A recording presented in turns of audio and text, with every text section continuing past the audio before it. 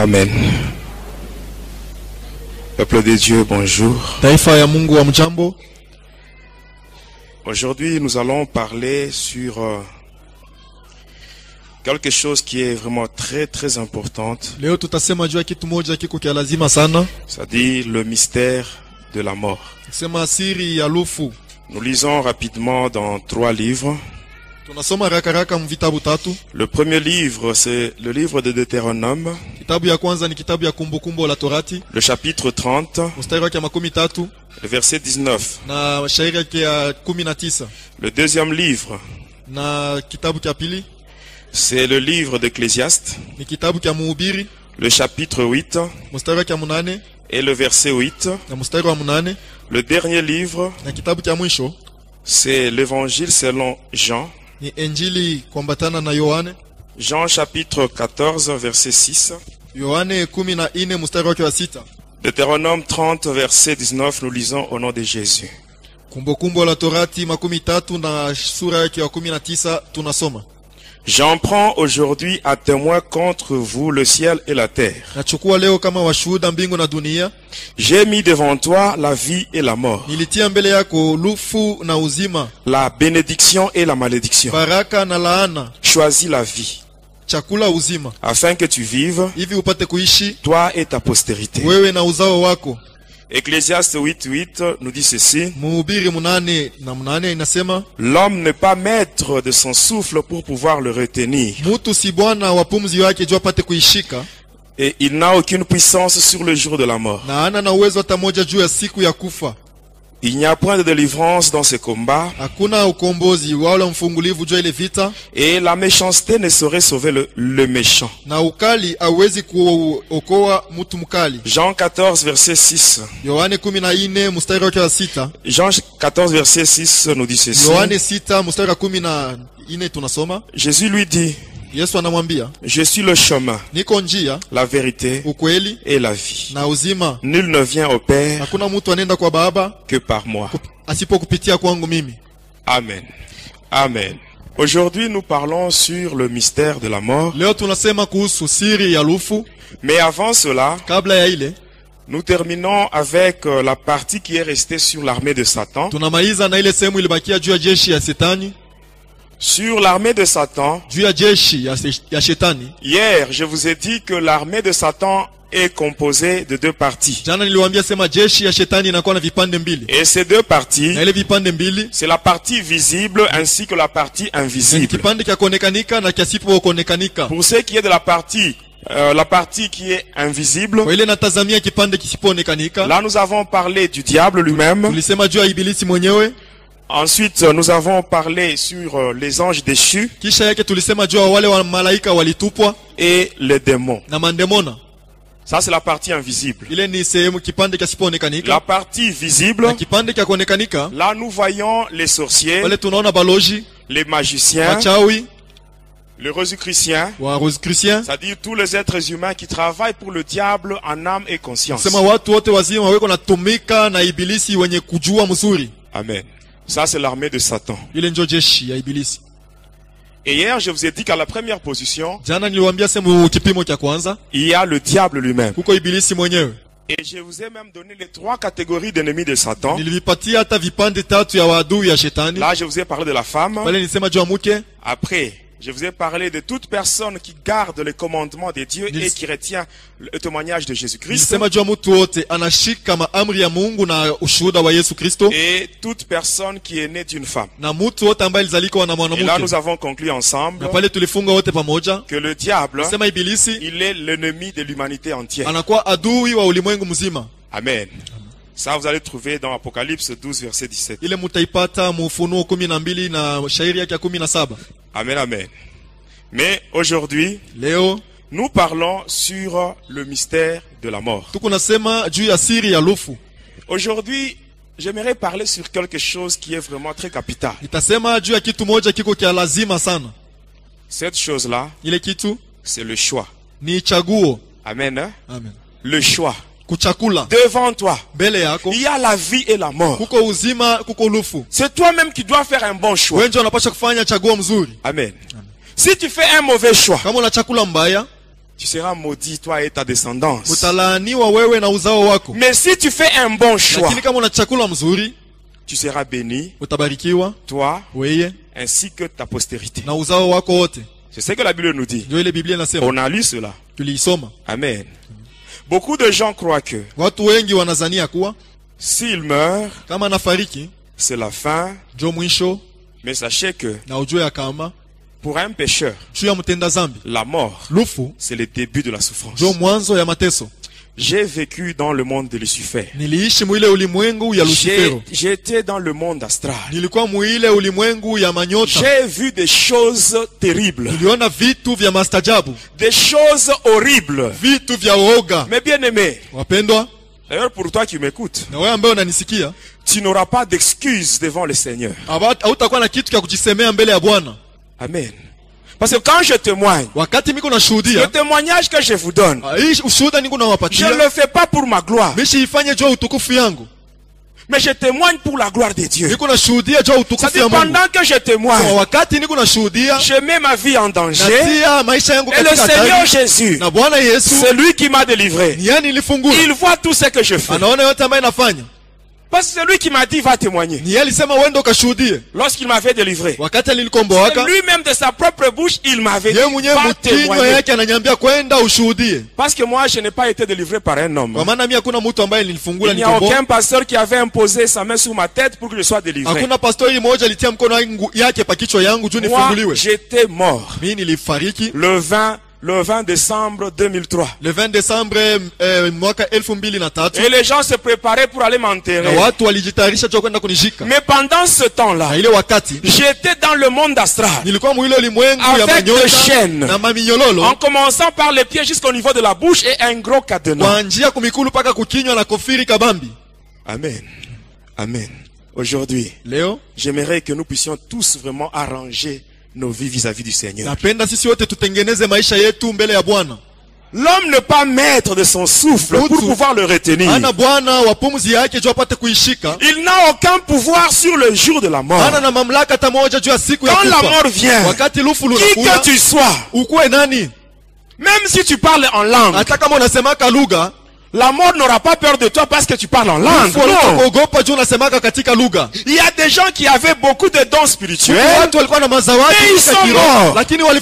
Mais si toi tu es en vie, sache que le Seigneur ne veut pas que tu puisses mourir dans cet état de péché. Et la Bible nous dit que notre Dieu n'aime pas la mort d'un pécheur, mais il déteste le péché. Amen. Bon, à la première position, nous avons parlé sur Lucifer. Deuxième position, ça c'est dans l'armée de Satan. À la deuxième position, il y a les sataniques. Ici, comprenez-moi bien. Il y a une grande différence entre les sataniques et les satanistes.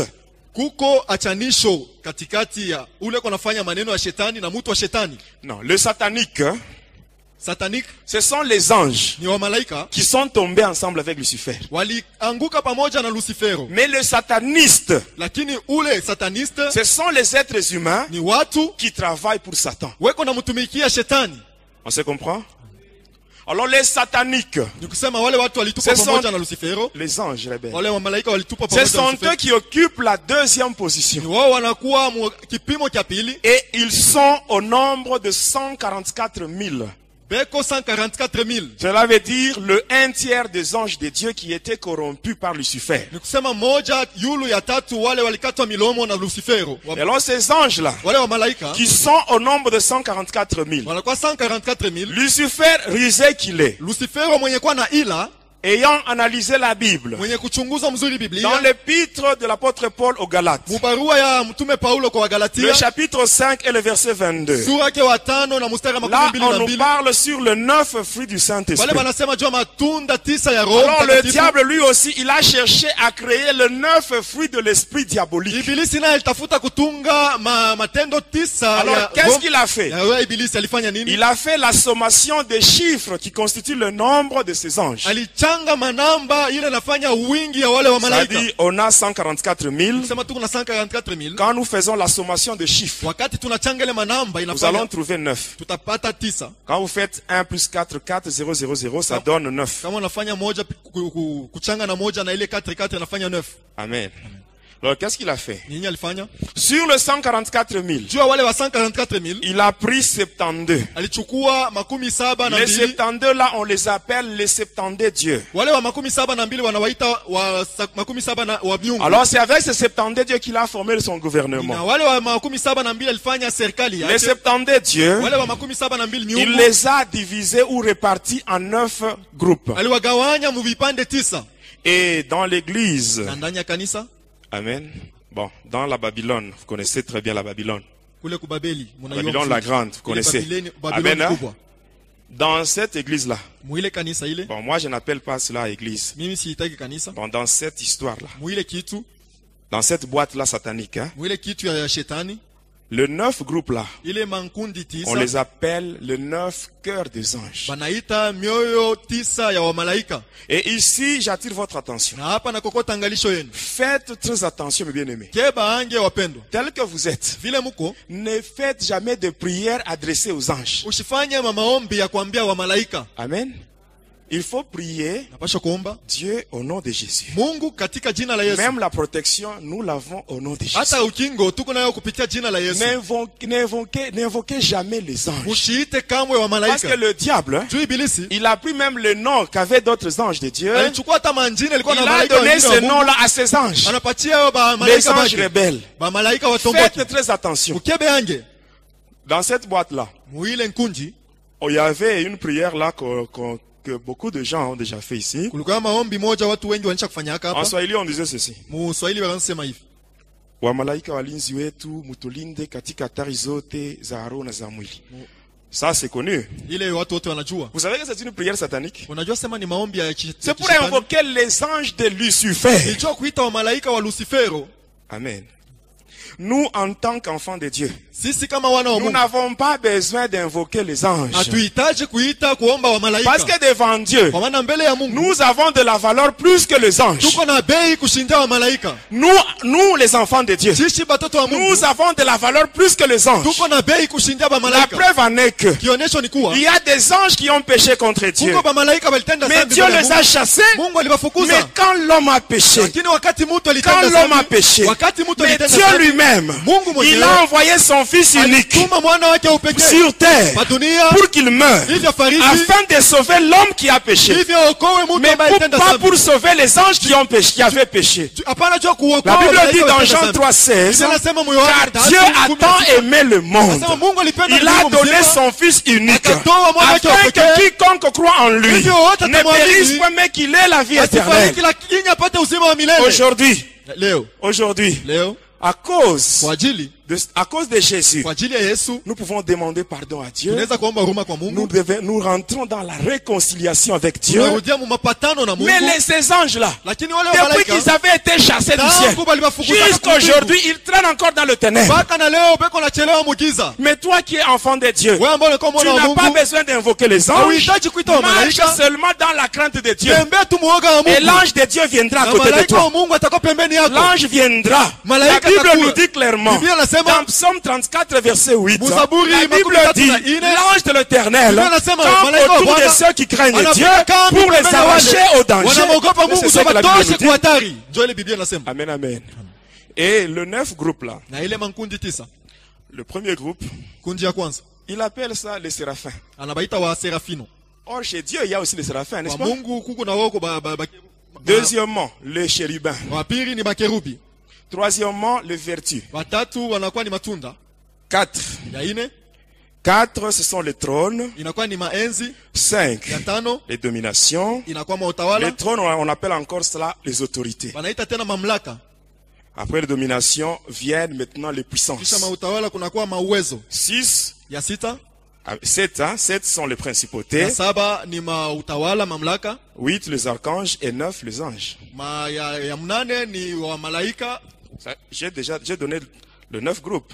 Mina toa mankunji yote 9. C'est-à-dire, séraphins, chérubin, vertu, après vertu, le trône, le trône, domination, puissance, principauté, archange, ange. Ça fait 9. Amen. Hein? Ça fait 9. Et après, le diable a créé une triade. Dans la triade, il y a un ange qui prend l'aspect féminin. Et cet ange-là, son nom c'est la reine du ciel. C'est avec ces démons-là que Lucifer contrôle le monde par l'informatique et la technologie. J'avais expliqué ça ici. Après, il y a l'ange qui est chargé de la destruction, qui est chargé de détruire la capacité divine placée dans l'homme. Celui-là, c'est Calibos, on l'appelle aussi Apollyon. Et enfin, dans la triade, il y a un ange qui est chargé de la communication astrale, c'est-à-dire précipiter la mort et conduire les âmes vers le monde astral. Celui-là, il s'appelle Nickel, on l'appelle encore Bélial. Amen.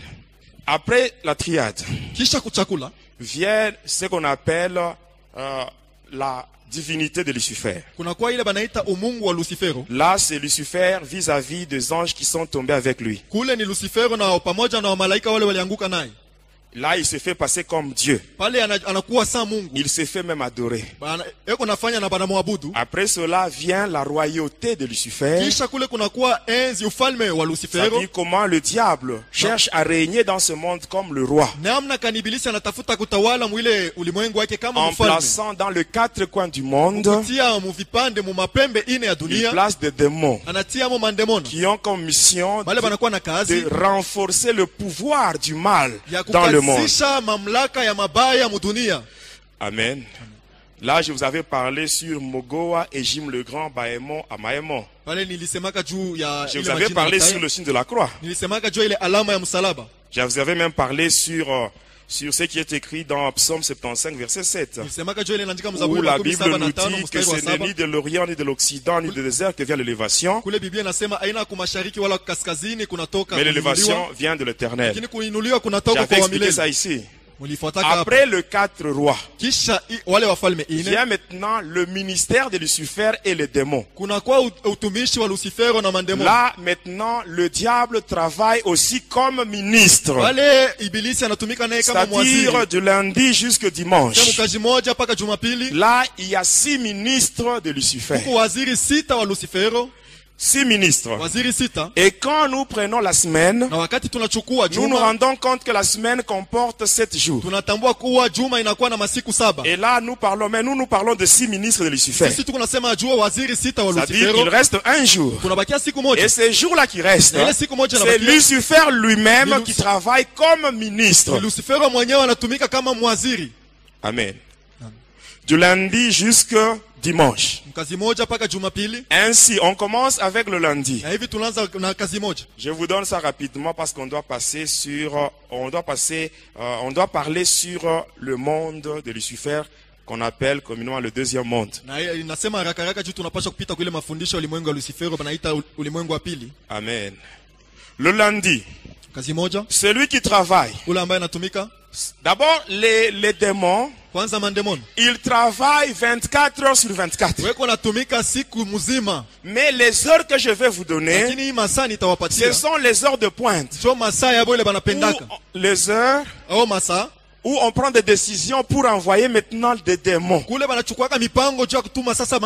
Ainsi, le lundi, celui qui travaille le lundi, c'est Lucifer lui-même. Satan. Il travaille de 23h à minuit et de 3h à 4h du matin. Amen. Sa mission c'est quoi? La destruction dans tous les domaines. Quand vous lisez Jean 10:10, là on parle du voleur qui ne vient que pour détruire, égorger, dérober. C'est ainsi que quand vous observez et vous analysez très bien la journée de lundi, vous allez voir qu'il y a une lourdeur. Les choses ne marchent pas. Je ne sais pas si vous avez déjà observé cela. Lundi, c'est le jour où le diable, Lucifer lui-même, il travaille.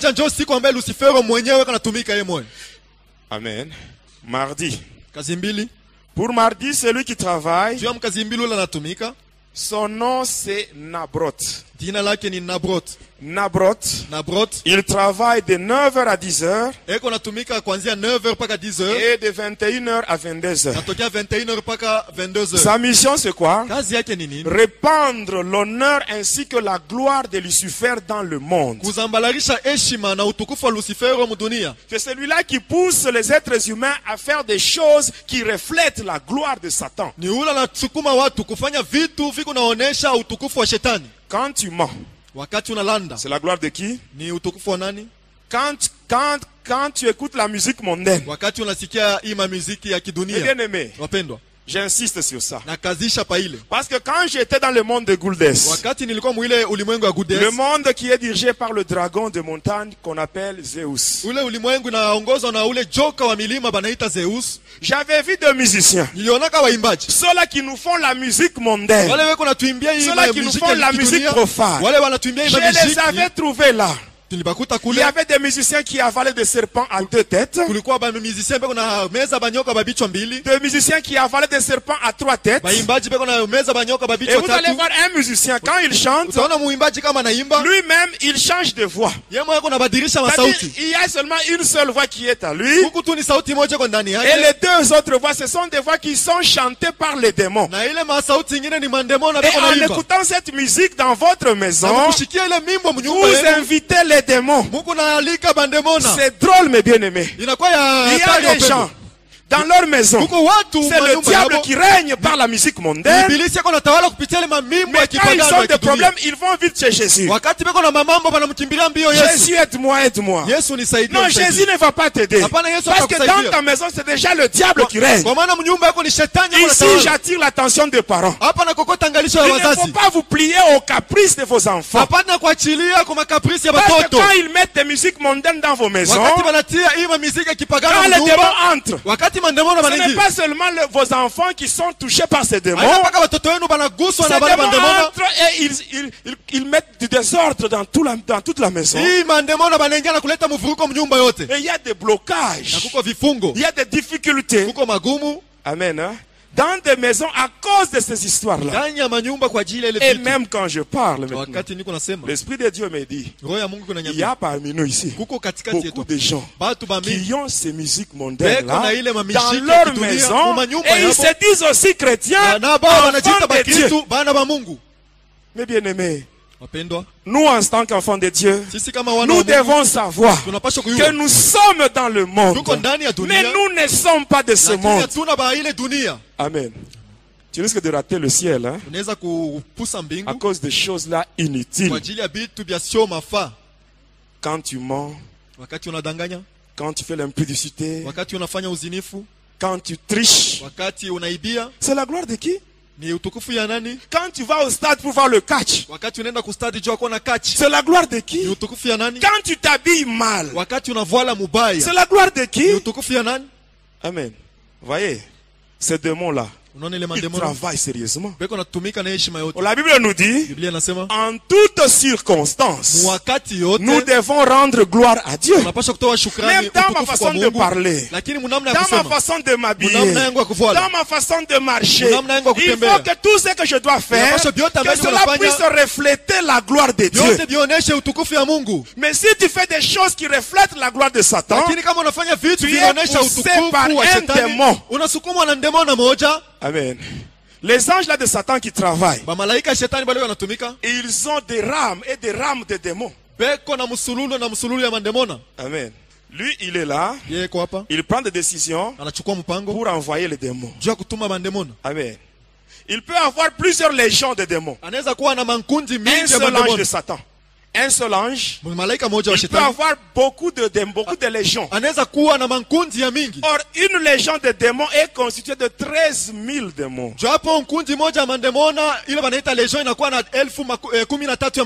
Quand tu obéis à cet ange-là, Nabrot, or lui, il travaille pour Satan. Alors, ce que tu fais là, dans ton comportement, c'est une adoration qui est orientée vers Lucifer. Or, si tu adores le diable au travers de ton comportement, comment est-ce que Dieu peut te bénir? Amen. La Bible est claire à ce sujet. S'il y a des familles qui n'adorent pas Dieu, la pluie ne tombera pas sur elles. La pluie, c'est ça la bénédiction. La pluie, c'est toutes les bonnes choses que nous cherchons. Mais comment ces bonnes choses qui sont dans les mains de Dieu peuvent tomber sur ta vie si toi-même tu n'adores pas Dieu? Dans ton comportement, ta façon de vivre, tu adores le diable. Est-ce que le diable peut te bénir? Le diable, il n'a pas la bénédiction. Pourquoi est-ce qu'il peut te bénir? Lui d'abord, il est maudit. Il a aussi la malédiction. Si tu l'adores, toi aussi tu seras maudit comme lui. Amen. Le mardi, le mercredi, celui qui travaille, c'est Astaroth. Ici, je vais insister. Astaroth, hein? Il travaille, lui, de 21h à 22h. Sa mission, c'est quoi? Répandre l'orgueil ainsi que les considérations personnelles dans le monde.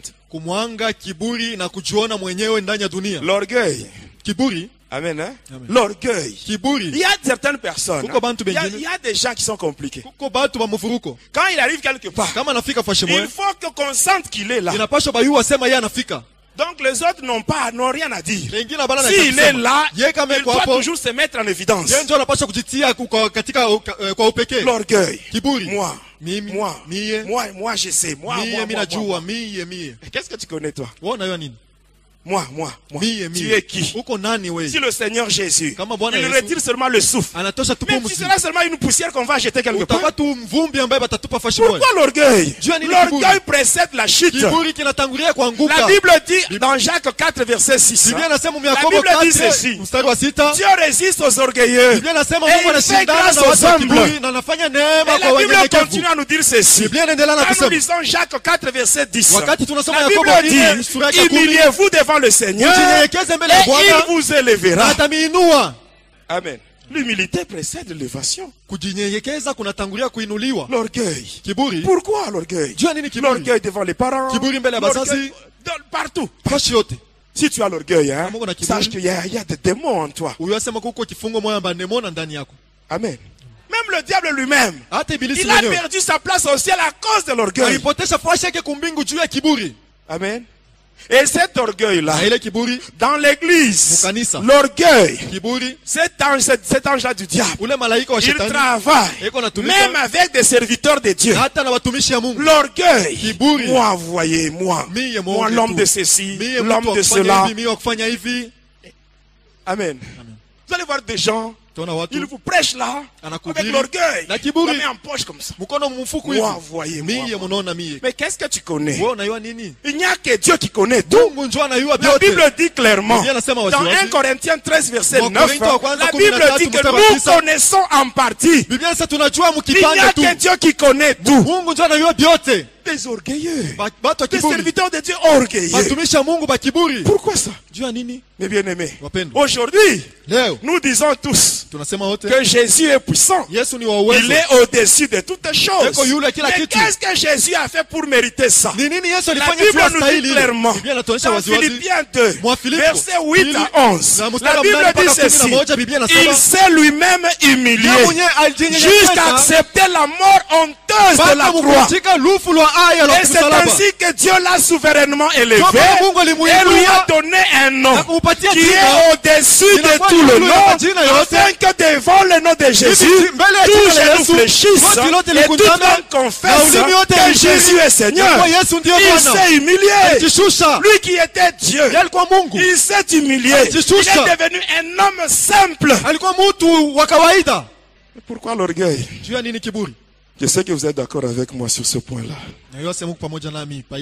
Quand vous voyez des hommes de Dieu qui vous prêchent là avec l'orgueil, sachez qu'ils sont manipulés par le diable. Amen, amen. Jeudi.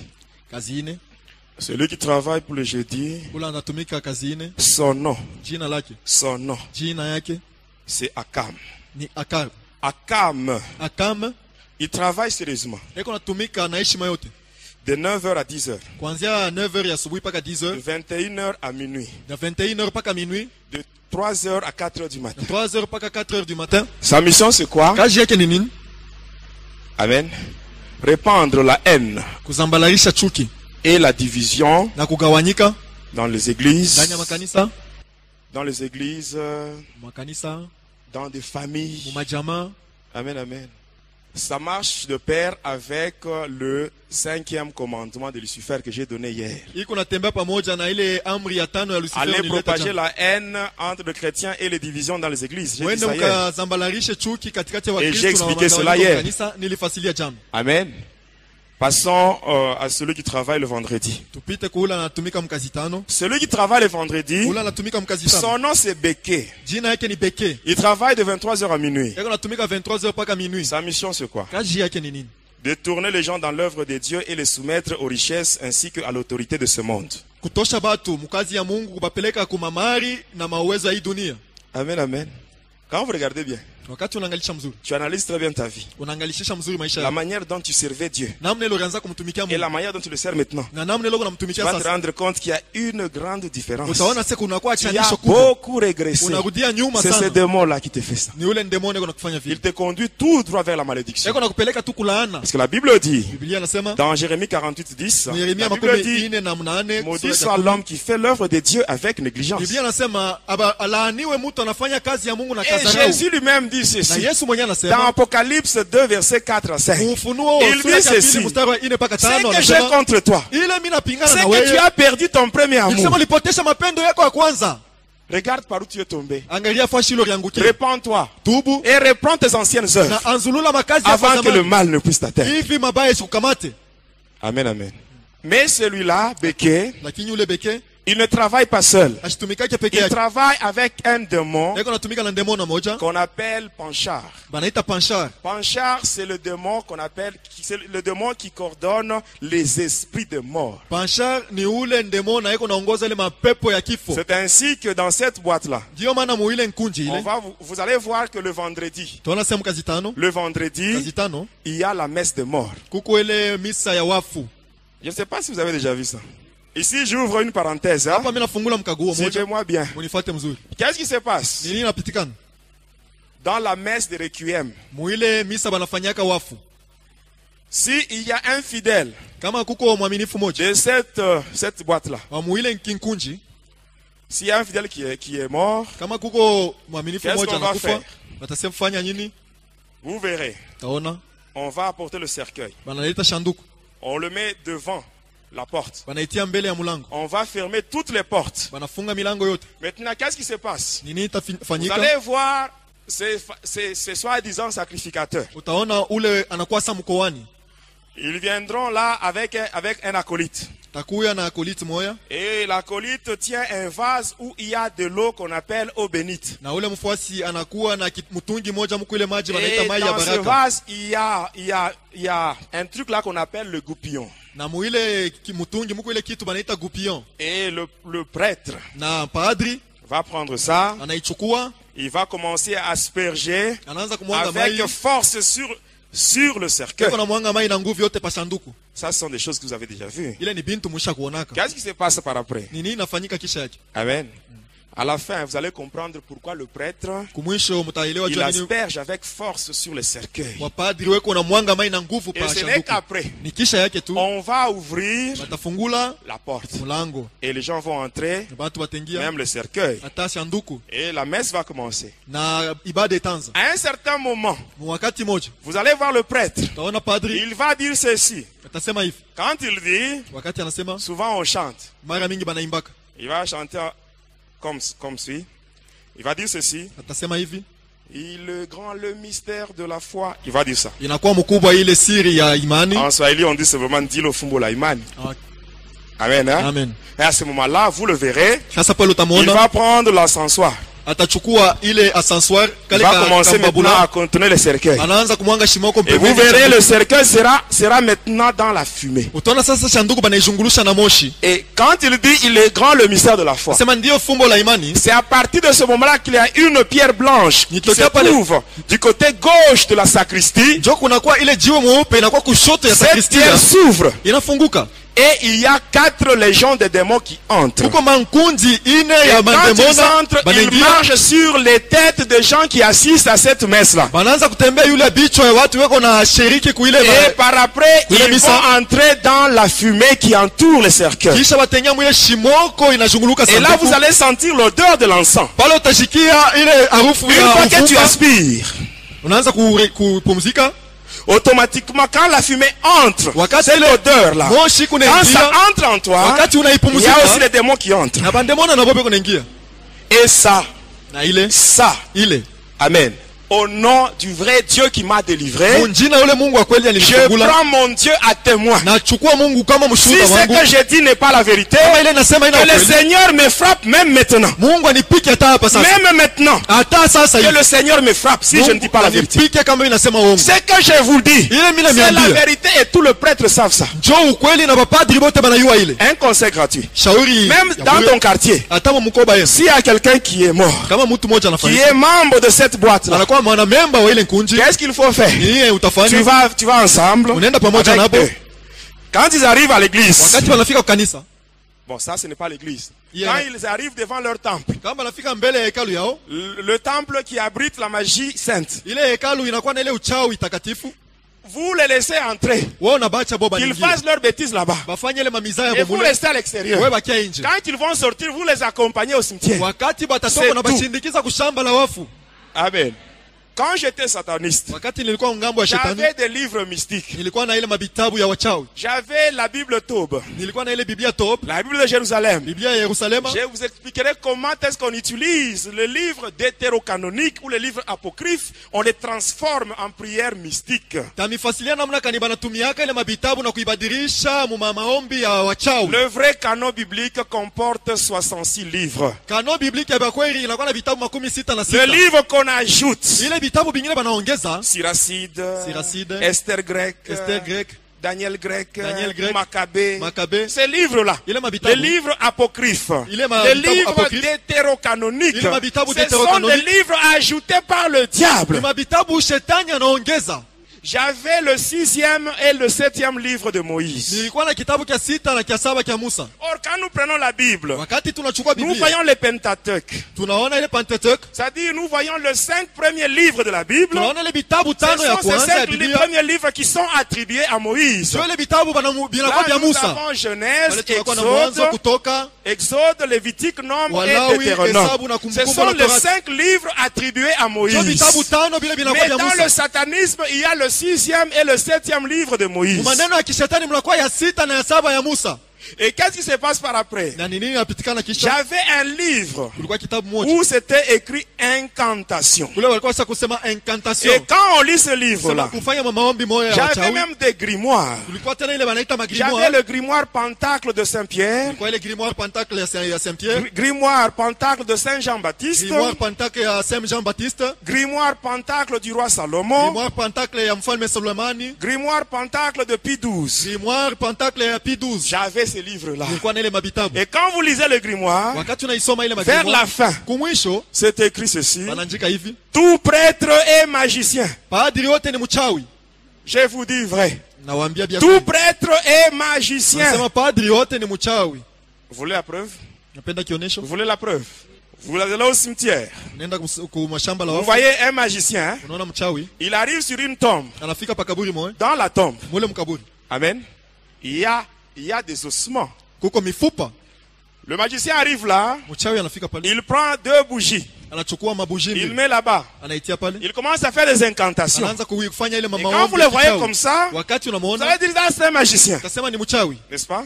Vous arrivez dans cette boîte là, vous allez voir Là devant, sur l'autel. Quand ces fameux prêtres-là, quand ils quittent la sacristie, il vient avec ses acolytes, les autres serviteurs. Ils arrivent là devant, au niveau de l'estrade. Hein. Tout le monde se met à genoux. Et lui, il va monter seul. Il arrive là, il doit baiser là-bas. Donnez-moi un passage biblique. De la Genèse jusqu'à l'Apocalypse. Où on nous dit qu'un sacrificateur, pour faire la messe, il doit baiser sur l'autel. Qu'est-ce qui se passe, mes bien-aimés? Il y a deux pierres. C'est ce qu'on appelle la notion du purgatoire. Il y a deux pierres qui ont été coupées à Jérusalem. Amen. Vous voyez le sépulcre de Jésus. Le sépulcre de Jésus.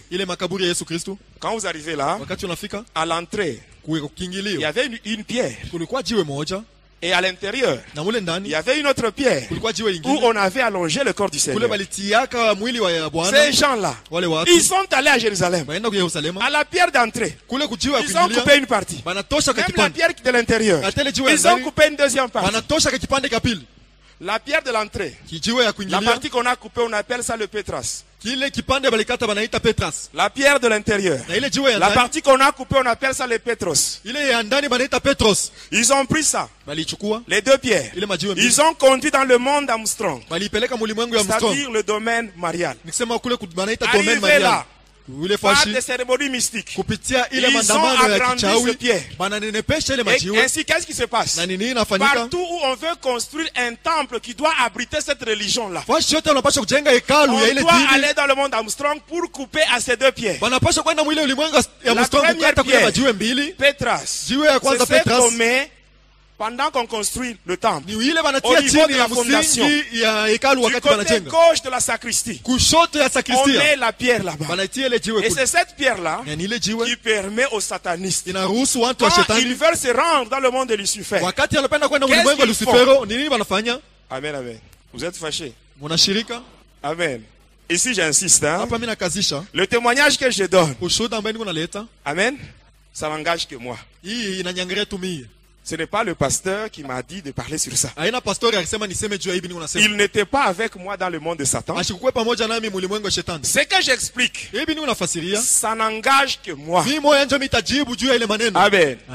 S'il y a des gens qui ont des problèmes sur ça, qu'ils viennent me voir en personne. Et s'ils viennent avec une mauvaise intention, ils vont se rencontrer avec celui qui m'a délivré. Je vous dis la vérité. Et quand je vous parle, sur moi, vous lisez la peur. La peur. La peur de qui? Mais si Dieu est pour moi, qui sera contre moi, mes bien-aimés? Mes bien-aimés, j'aimerais vous dire une chose. Tel que vous me voyez, je n'ai pas peur de qui que ce soit. Je n'ai pas peur de dévoiler les œuvres du diable. Voyez-vous ce qu'il a fait dans ma vie. J'étais dans le ventre de ma mère. Il devait me laisser là pour naître comme un enfant normal. Mais pour ce qu'il a fait, pour ce qu'il a fait, moi aussi je ne cesserai jamais de dévoiler ses œuvres. Je ne cesserai jamais, mes bien-aimés. S'il faut me tuer, qu'on vienne me tuer, j'irai tout droit vers Jésus dans le lieu de repos. C'est simple. Mes bien-aimés, vous savez, souvent, quand je suis en prière, je dis Seigneur, j'ai la foi, prends-moi même aujourd'hui, pour que j'aille me reposer. C'est simple. Mais comme j'ai une mission, il faut d'abord que j'accomplisse la mission. Et par après, j'irai me reposer chez le Seigneur. Je vous dis vrai. Amen. Vous êtes fâchés. Amen, amen. Est-ce que tu peux saluer le Saint-Esprit? Amen, amen. Est-ce qu'on peut continuer? Avec ces deux pierres-là, ces deux pierres, quand un sataniste veut se rendre dans le monde de ténèbres, qu'est-ce qu'il fait? Il utilise une incantation, c'est qui est dans le livre qu'on appelle missel. Vous savez le missel, hein? Le livre de messe. Ils disent des paroles là que je ne peux pas citer ici. Et après, quand ils se rendent à un endroit où il y a un bâtiment qui abrite cette religion, il peut seulement tourner 3 fois. Automatiquement, la pierre, c'est la nuit. La pierre là de la sacristie sera visible. Et dès qu'il touche là, il entre par là, il va dans le monde de Satan. C'est ce qui se passe. Et la deuxième pierre, c'est ce qu'on appelle la pierre d'autel. On met cette pierre là-bas. Même les jeunes gens qui sont dans la Kolita, dans la liturgie, on leur donne ces enseignements. Et dans la liturgie, on leur dit ceci. Cet endroit, on appelle ça le tombeau d'autel. Vous voyez, dans l'église de Dieu, avec un tombeau. Mais bien aimé, il y a des choses qui sont vraiment claires. Est-ce qu'on peut trouver un tombeau dans l'église? Et ainsi, quand il arrive là, à côté de cette pierre là, il y a des reliques. Souvent, ce sont les ossements. Si il y a, l'église porte tel nom, le nom de ce saint là, c'est-à-dire à côté là on met ses reliques. Et quand il arrive à baisser là-bas, automatiquement il devient mi-homme, mi-animal. Sa langue devient la langue du serpent. Même s'il est ivre, il peut lire la messe. Est-ce que je mens? Si seulement nous voyons le pasteur, il monte ici, ivre, il commence à prêcher. Mais les gens vont commencer à sortir. N'est-ce pas? Amen. Qu'on se dise quand même la vérité. Hein? Je sais que le monde n'aime pas la vérité. Mais je sais que la vérité libère. Vous connaîtrez la vérité et la vérité vous affranchira. Amen, amen. Et aujourd'hui, c'est pratiquement le dernier jour de mon intervention ici. Pour l'année 2009, c'est aujourd'hui qu'on se termine. Et le reste, on verra dans l'année 2010. Si le Seigneur nous permet de venir, on viendra.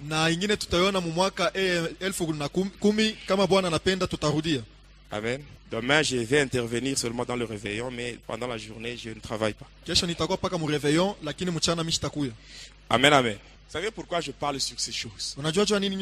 Parce que la nuit, j'étais combattu. Je n'ai pas pu fermer l'œil toute la nuit. Jusqu'à 6h15. Pendant que vous étiez au lit.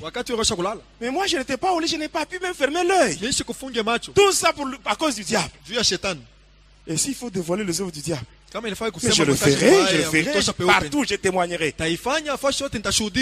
Amen, amen, amen. Ainsi, qu'est-ce qui se passe? Quand il arrive à baiser là-bas, il devient mi-homme, mi-animal. Sa langue devient la langue du serpent. Et par après, amen, commence à lire la messe. Ça crée le contact avec le monde de ténèbres.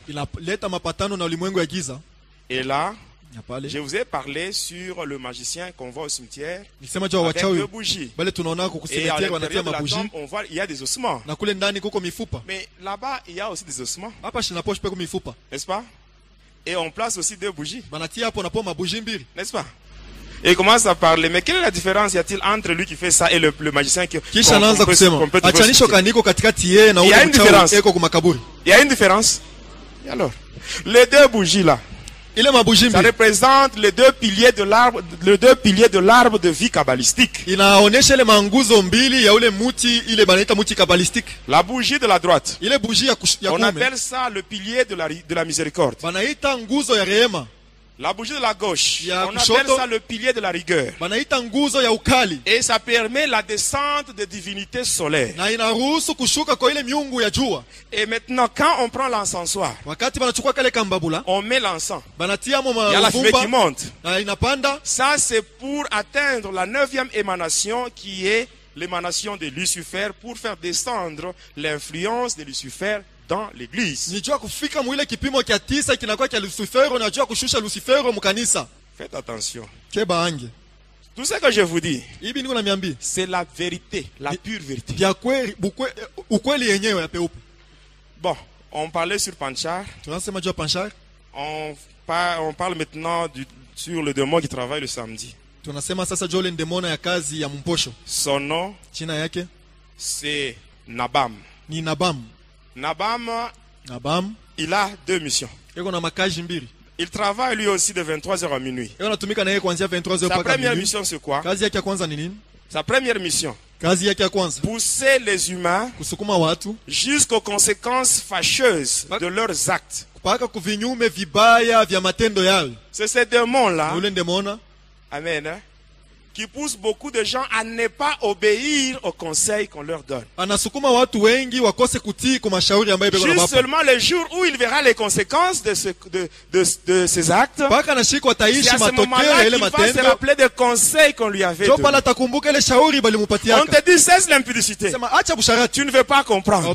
Mais le jour on t'engrosse, et celui qui t'a engrossé, il prend fuite. C'est à ce moment-là que tu commences maintenant à te rappeler des conseils qu'on t'avait dit. Si j'avais compris. Toi tu comprends seulement en retard. On te dit, mais ne triche pas. Ne triche pas. Tu ne veux pas comprendre. Un jour, on t'attrape en train de tricher. On te donne 0 à l'examen. Et ça se passe, tu commences maintenant à te rappeler des conseils qu'on t'a dit. Et les gens me disent même aujourd'hui que quelquefois les conséquences corrigent mieux que les conseils. Faites attention, mais ça dépend. Parce que les conséquences sont différentes. Bon, si on te dit, cesse l'impudicité. Tu ne veux pas comprendre. Un jour, tu apprends qu'un papa ou un monsieur avec qui tu sortais, et ce monsieur-là est mort du sida. Vous voyez un peu la conséquence là? Vous voyez? Mais pour nous qui sommes enfants de Dieu, la Bible dit ceci.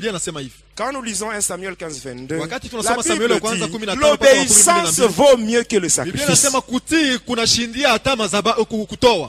Amen. Sa deuxième mission c'est quoi? Pousser les humains vers le végétariat. Amen. Hein? Amen. Vous allez voir. En cours de route, vous voyez des jeunes gens avec des boucles d'oreilles, des jeunes gens avec des cheveux défrisés, des jeunes gens avec des cheveux tressés, parce que tu as vu tel musicien avec des cheveux tressés, toi aussi tu dois faire ça. Amen. Et aujourd'hui, ces démons-là, ils travaillent sérieusement. Ils travaillent sérieusement. Même dans les églises. Ces démons-là travaillent. À partir de l'habillement. Aujourd'hui, il y a certaines personnes qui viennent à l'église pour faire la concurrence. Pour qu'on voit que moi aussi j'ai porté ça. On sente que moi aussi j'ai su. Au lieu de chercher Dieu, mais toi tu te limites à des futilités. Amen. Dans l'église, ces démons travaillent même souvent dans des chorales, dans des groupes de louanges. Les choristes surtout. Il y a des choristes qui chantent pour être admirés. Au lieu de chanter pour la gloire de Dieu. Quand on chante, il faut chanter pour la gloire de Dieu. Et non pas chanter pour être admiré. Ces démons travaillent. Vous allez voir. À un certain moment, soit dans la louange, vous voyez des gens qui dansent dans des églises, on commence à faire des danses mondaines. Au niveau de synthé, on commence à balancer des mélodies mondaines dans l'église de Dieu. Dans l'église de Dieu. Mes bien-aimés, il y a une différence. Hein? Dieu, on ne le respecte pas. Dieu, on le craint. Dieu, on le craint. Tu peux respecter tes parents. Tu peux respecter toute personne qui te dépasse en âge. Mais Dieu, on le craint. Dieu, on le craint. Dieu, on le craint. Dieu, il peut te tuer aujourd'hui. Tu meurs. Même si toi tu meurs, Dieu ne va pas cesser d'être Dieu à cause de toi. Amen. Dieu ne va pas cesser d'être Dieu à cause de toi. Voilà pourquoi Josué dit ceci. Josué 24, 14. Maintenant, craignez l'Éternel et servez-le avec intégrité et fidélité. Faites disparaître tous les dieux qu'ont servi vos pères de l'autre côté du fleuve et en Égypte. Quand tu étais dans le monde, tu faisais beaucoup de choses. Mais quand tu es maintenant dans le Seigneur, la Bible dit maintenant, craignez l'Éternel. Il y a des choses que nous voyons dans l'église, mes bien-aimés, ce n'est pas bien. Et le samedi, il travaille avec un démon, le démon de la musique. Son nom c'est Sankai. Sankai. Vous connaissez le musicien Pepe Kale? Il est déjà décédé. Quand vous suivez ces anciens albums-là, il parlait de Sankai. Sankai. Veut dire simplement envoûtement. Ici, je vais vous parler sur quelque chose. Ici, il y a des enfants de Dieu. Moi, je n'écoute pas la musique congolaise, la musique congolaise mondaine. Je n'écoute pas. Le slow, j'aime le reggae, j'aime la musique rock. Il y a parmi nous ici des gens qui ont ces histoires dans leur maison, qui ont des CD, des DVD, des histoires. Zouk, slow, Céline Dion. Est-ce que vous savez que Céline Dion est une prêtresse de Lucifer? Céline Dion, prêtresse de Lucifer. Madonna, Shakira, Britney Spears. Amen. La liste est longue, hein? La liste. Mais il y a ici des chrétiens, des sœurs et des frères, qui ont dans leur maison ces histoires. Mais c'est la gloire de Satan. Vous connaissez l'album Kibuisampimpa? Bon, je n'ai pas le temps de vous expliquer ça. Kibuisampimpa. À laquelle le Efrakata. Là, on vous dit, Dieu est grand, l'homme est petit, tout le monde le sait. Les dieux là qu'on cite là, ce n'est pas les dieux créateurs.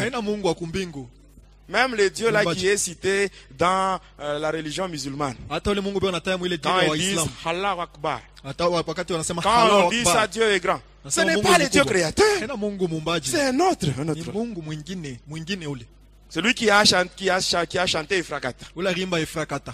Il s'était marié avec une sirène qui répond au nom de Ekachaka.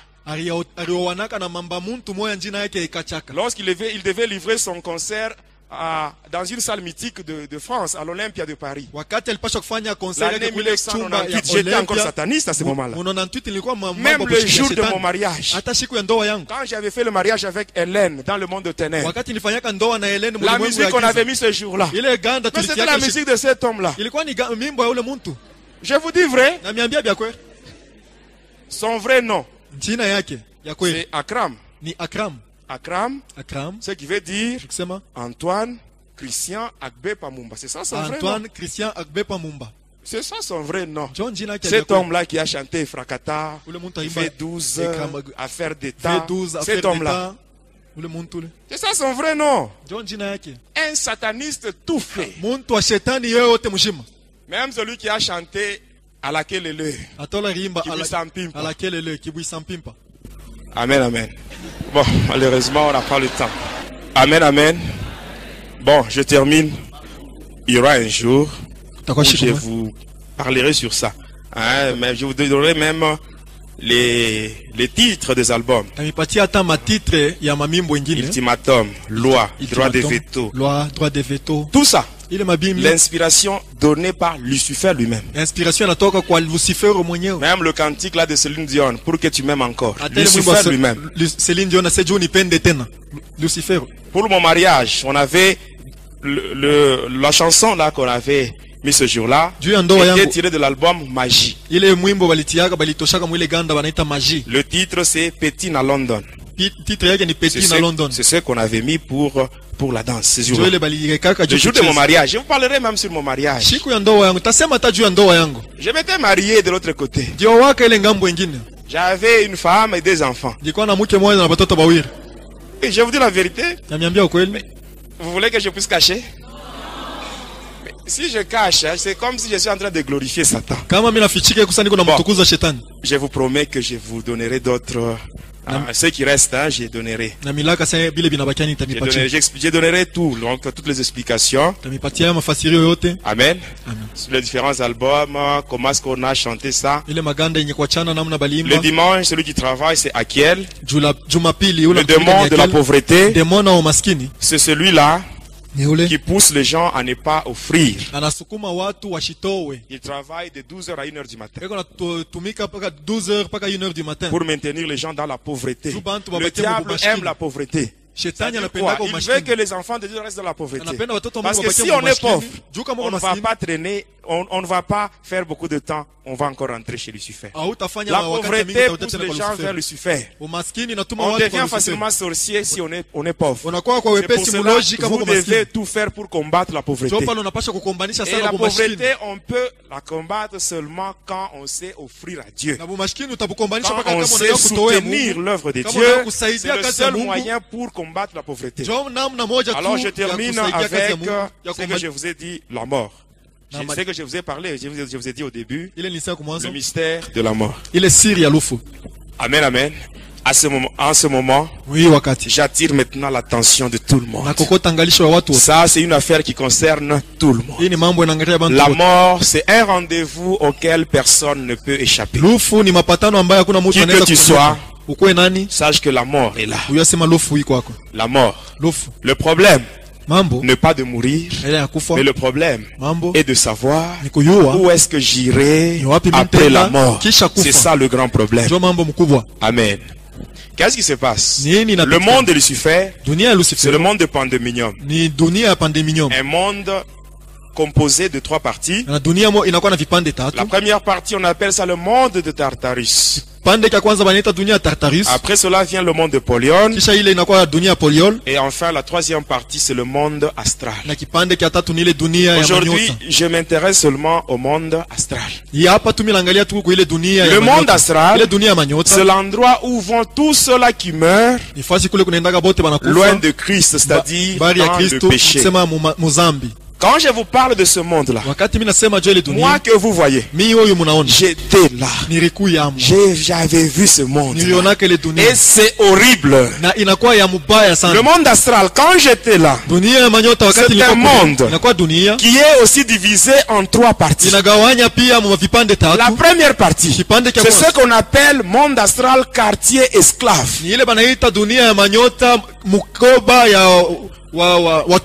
Qu'est-ce qu'on appelle quartier esclave? C'est l'endroit où vont tous les païens ainsi que le chrétien hypocrite. Tous les chrétiens hypocrites ainsi que les païens. Ils se rendent là-bas après leur mort. Qu'est-ce qui se passe, mes bien-aimés? Dans ce monde ici, on peut marcher même pieds nus, n'est-ce pas? Mais là-bas, ce n'est pas le cas. On marche sur la cendre brûlante. Et ça, ce n'est qu'un acompte.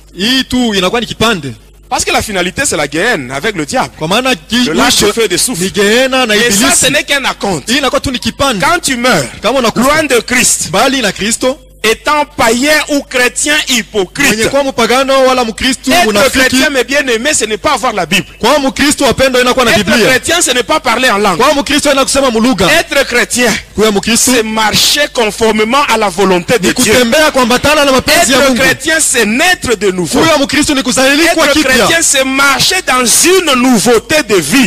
C'est ça, être chrétien. Mais si tu meurs dans le péché, étant païen ou chrétien hypocrite, directement tu seras orienté dans le quartier esclave. Et là il y a des avenues. Des avenues en suivant le péché que tu fais. Il y a une avenue de menteurs, de masturbateurs, de ivrognes. Amen. Le diable, il est vraiment très organisé. Et moi, c'est que je vous explique. Ce sont les choses que j'ai vues avec mes yeux. J'étais là. Et là-bas, c'est là où il y a des pleurs et des grincements.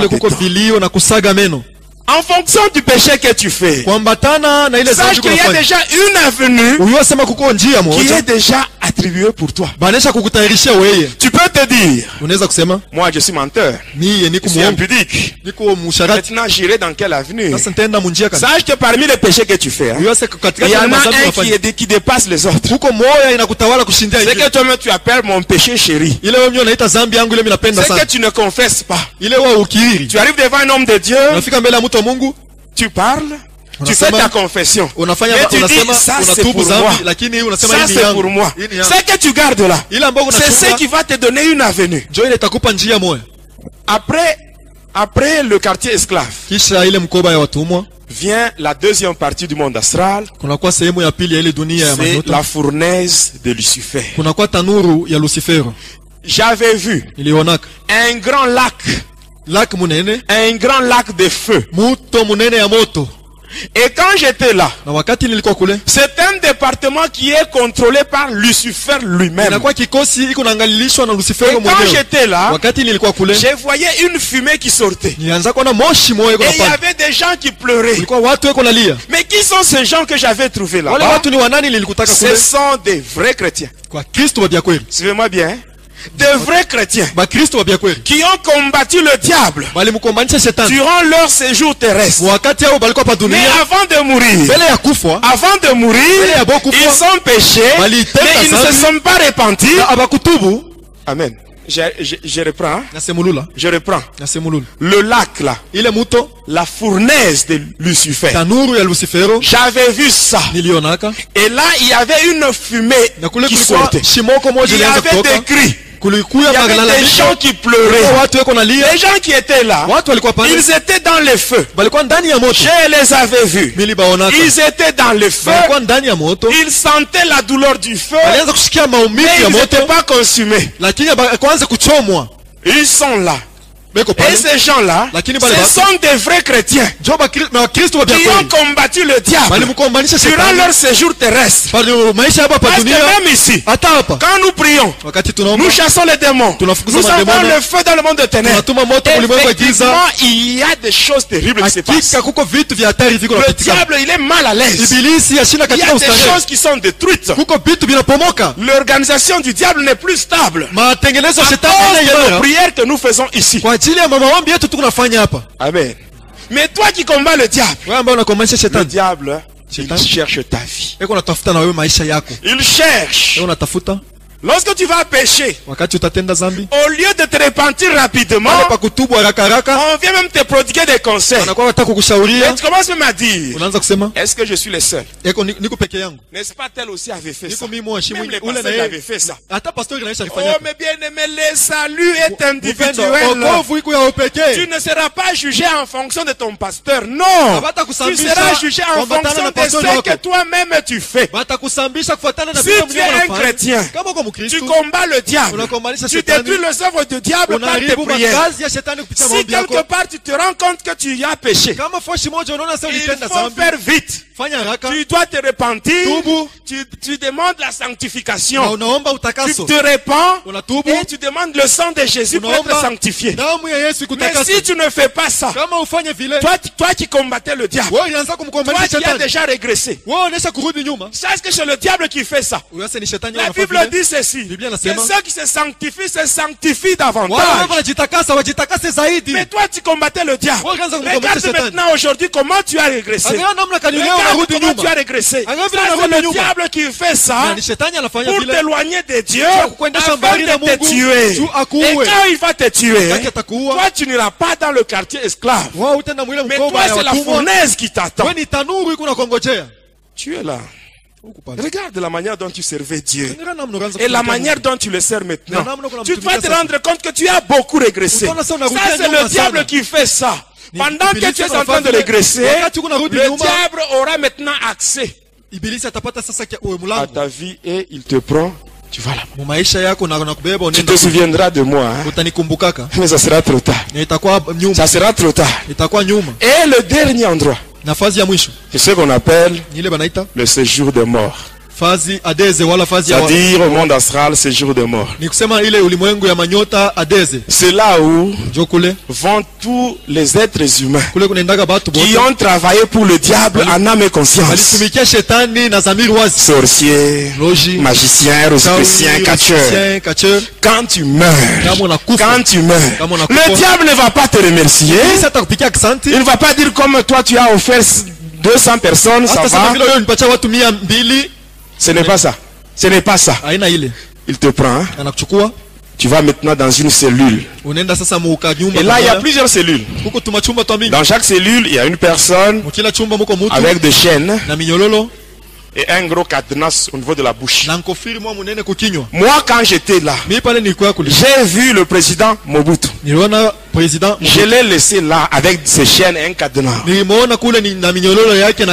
laissé beaucoup de gens. Luambo Makiadi, Pepe Kale, tous ces gens-là, ils sont dans le monde astral enchaînés avec des cadenas. Et la liste est vraiment longue, je ne saurais pas vous donner. La liste est très longue. Amen, amen. Amen. Le monde astral. Maintenant, qu'est-ce qui se passe quand une personne meurt? Si une personne meurt, on lave son corps, on le met dans le cercueil, et là, on l'oriente vers le cimetière. On va l'enterrer. Qu'est-ce qui se passe? Vous êtes en route. Vous allez au cimetière. Vous allez enterrer quelqu'un. Et les gens pleurent. Ceux-là qui sont éprouvés. Ils pleurent, ils se lamentent. Nous avons perdu tel. Nous avons perdu tel. Mais pendant que vous pleurez, la personne que vous êtes en train de conduire au cimetière, c'est qui se trouve dans le cercueil, c'est juste son corps, le cadavre. Mais l'homme lui-même, la personne intérieure, se trouve au-dessus du cercueil en train de pleurer plus que vous.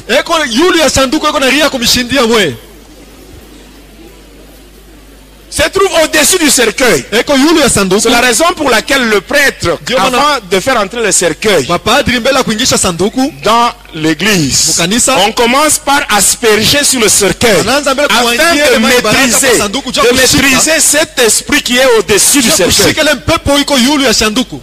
Pendant que vous conduisez,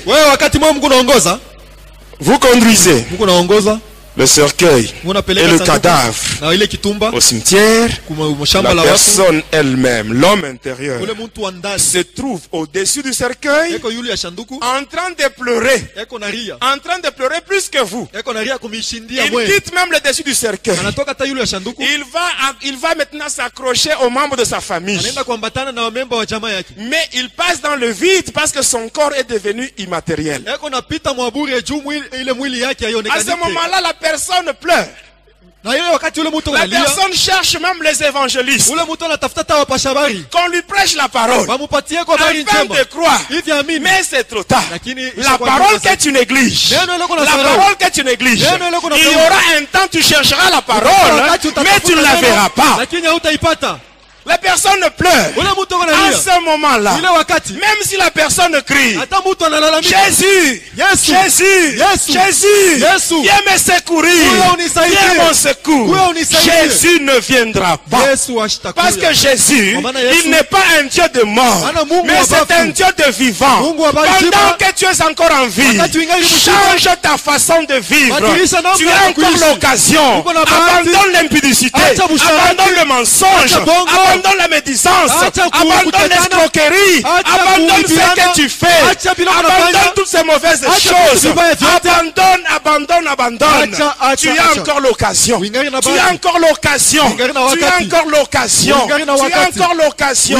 La Bible dit ceci: voici devant toi, il y a la vie et la mort. Choisis la vie pour que tu vives. Toi ainsi que ta postérité. Choisis la vie. Oh, choisir la vie. Choisir la vie, c'est accepter le Seigneur Jésus comme Seigneur et Sauveur. Parce que lui, il est le chemin, la vérité et la vie. Donne ta vie à Jésus aujourd'hui. Aujourd'hui, tu dois faire le choix. Tu dois faire le choix. Parce que devant toi, il y a la vie et la mort. Oh, mes bien-aimés, il y a des gens qui ont déjà choisi le Seigneur Jésus seulement comme leur sauveur, mais pas comme leur Seigneur. On le choisit comme sauveur, on accepte que c'est le sacrifice qu'il a fait à la croix, c'était pour me sauver. Là, on l'accepte comme sauveur. Mais l'accepter comme Seigneur, c'est maintenant marcher conformément à la volonté de Dieu. C'est ça, accepter Jésus comme son Seigneur. Parmi nous ici, il y a beaucoup de gens qui ont déjà reçu le Seigneur Jésus seulement comme leur sauveur, mais pas comme leur Seigneur. Parce que si Jésus était ton Seigneur, tu n'allais pas te comporter comme tu le fais. Que si Jésus était ton Seigneur, tu n'allais pas marcher dans le mensonge. Si Jésus était ton Seigneur, tu n'allais pas continuer dans l'impudicité. Si Jésus était ton Seigneur, tu allais changer ta façon de vivre, même ton comportement. Tout cela devait refléter la gloire de Dieu. Si tu fais encore des choses qui ne reflètent pas la gloire de Dieu, sache que tu ne l'as pas encore choisi. Tu ne l'as pas encore choisi. Aujourd'hui, le Seigneur Jésus, il te donne l'occasion de le choisir. Qu'il soit ton Seigneur, qu'il soit ton sauveur. Parce que si tu choisis Jésus, si tu choisis Jésus, les jours de la mort, même si tu meurs, tu n'iras pas dans le séjour de mort, tu n'iras pas dans le monde astral, mais tu iras dans le lieu de repos. Parce que la Bible dit, heureux dès à présent, les morts qui meurent dans le Seigneur, ils vont se reposer et leurs œuvres les accompagnent. Même toi, si la mort vient, si tu as déjà donné ta vie au Jésus, si tu as déjà donné ta vie au Seigneur Jésus, tu ne peux pas avoir peur. Parce que toi, le jour de ta mort, ça sera un voyage vers le lieu de repos. Et même tes œuvres vont t'accompagner. Donne ta vie à Jésus aujourd'hui. Qu'il soit ton Seigneur. Qu'il soit ton Seigneur. Qu'il soit ton Seigneur. Abandonne le péché. Abandonne le péché. Abandonne ce que tu fais. Abandonne ce mauvais comportement. Abandonne cela. Et Jésus lui-même, il va faire le reste. Que mon Dieu vous bénisse.